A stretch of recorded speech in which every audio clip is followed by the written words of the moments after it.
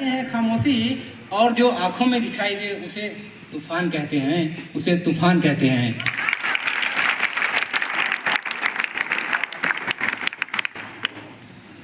ये जो दीवार की सुराख है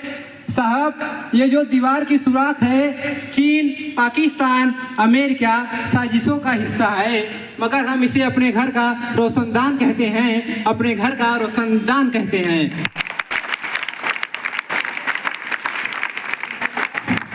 परम सम्मानीय उप प्राचार्य महोदया, सम्मानित शिक्षकगण, मैं विशाल यादव आज विधिक दिवस पर अपने विचार आप सभी के सामने प्रस्तुत करना चाहता हूं।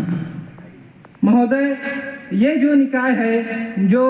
अनुच्छेद 14 विधि के समक्ष समता, अनुच्छेद 39 समान एवं निःशुल्क विधिक सहायता और भारतीय संविधान के स्वर्णिम प्रस्तावना में न्याय के शब्द जो स्वरूप हैं, प्रतिष्ठा एवं अवसर की समता जैसे शब्दों की जो पराकाष्ठा है, वो विधिक सेवा प्राधिकरण के निर्देशों में हम लोग उसे पूर्ति करते हैं। और इतना ही नहीं, अगर हम इसके थोड़े से इतिहास के बारे में जाएं तो हमें मालूम है विधिक सेवा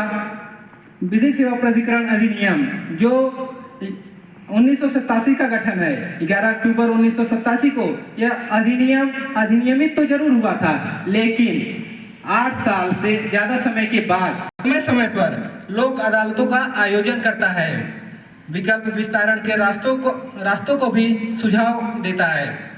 हर जिले में पीएलबी यानी पैरा लीगल एडवाइजर में जो तैनाती होती है, ये वो विधिक सेवा प्राधिकरण माध्यम से होती है। इनमें से अधिकांश प्रेरित हो करके बाद में विधि की योग्यता हासिल करके अधिवक्ता बनते हैं, और विधि रूपी न्याय की जो सागर है, जो नदी है, उसमें अधिवक्ता रूपी नाव का सहारा लेके न्याय के उच्चतम प्रतिमान तक हम पहुंचते हैं। और आज मैं जिक्र करना चाहूँगा कि कभी लॉर्ड क्रांस ने कहा था कि judiciary is the study of fundamental concept of